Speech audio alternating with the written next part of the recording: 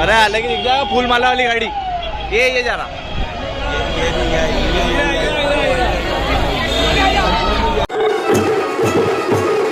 नमस्कार, मैं मुकेश राठौर। आप जुड़ चुके हैं नई विधा के साथ। लोकसभा चुनाव को लेकर मध्य प्रदेश के मुख्यमंत्री डॉक्टर मोहन यादव इस समय नीमच में रोड शो कर रहे हैं।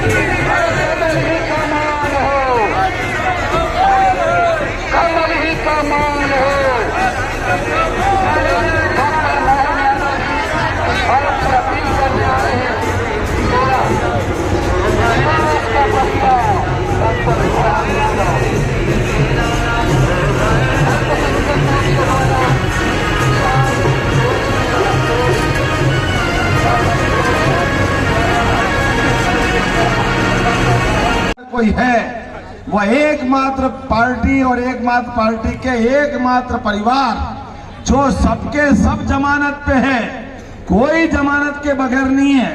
क्योंकि जमानत भी इसलिए कराना पड़ी, इस देश के प्रधानमंत्री नरेंद्र मोदी ने कहा था ना खाऊंगा ना खाने।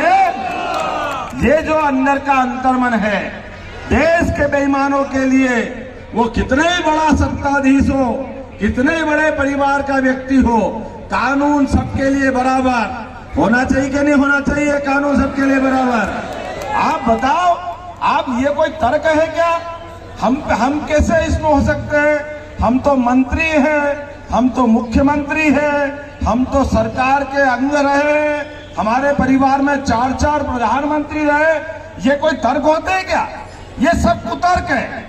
इन कुतर्कों के लिए वर्तमान के लोकतंत्र के अंदर और खासकर भारतीय जनता पार्टी के शासन में और नरेंद्र मोदी की सरकार में तो सक्षम ही नहीं है, बिल्कुल सिरे से उड़ाने वाले।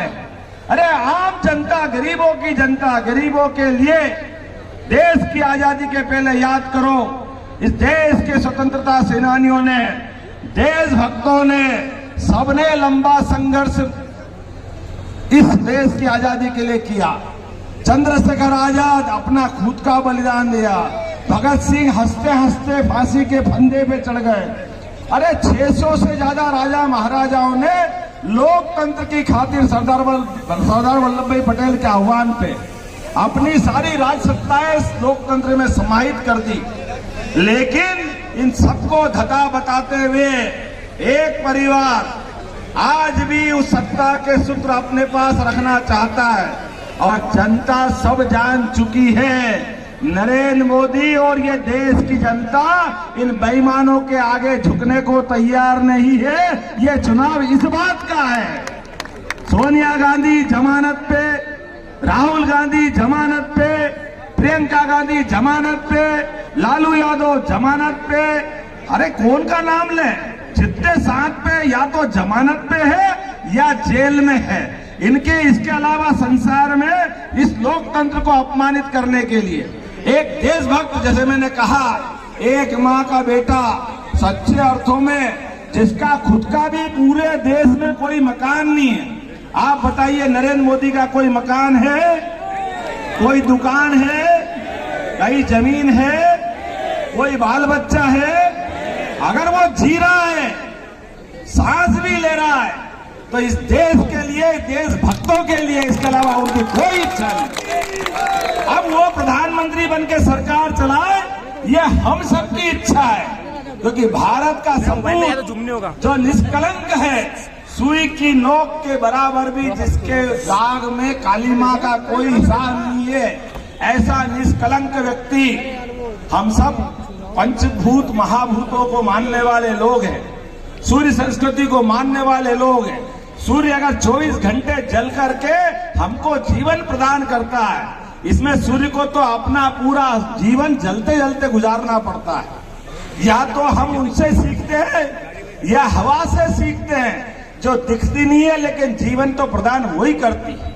ये वसुंधरा हम सबको पालती पोसती, हमारी सारी महाराजा धीराज भगवान रामचंद्र महाराज की। अयोध्या के किनारे भगवान राम, बताओ अब किसके किसके दुश्मन है? कांग्रेस वाले।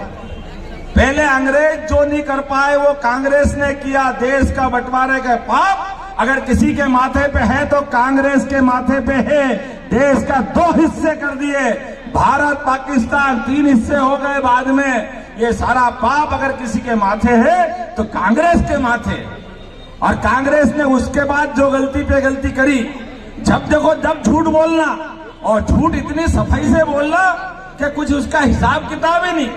मैं आपको एक छोटा सा किस्सा सुनाता हूं, आप भी आपने बेचने वाला, कोई ताबीज बेचने वाला, कोई अपने, मैं एक अपना किस्सा सच्चा सुनाता हूं। एक बार मैं अपने उज्जैन के घाट में खड़ा हुआ, एक व्यक्ति ने डमरू बजाया, पास में सांप भी लाया था, एक नेवला भी लाया था, और उन्हें डंडा मारा नेवले को, तो नेवला बेचारा रस्सी से बना हुआ उछल उछल के गिरे, और सांप को अलग हाथ लगा तो सांप फनफना के सामने आए। इधर को बताया ये डमरू बजाते, अभी सांप नेवले की लड़ाई कराऊंगा, ये सांप है, ये नेवला है, इसको काटेगा। तो ये इतनी अच्छी बातें कर रहा था। मैं स्कूल से निकला, सरकारी स्कूल से।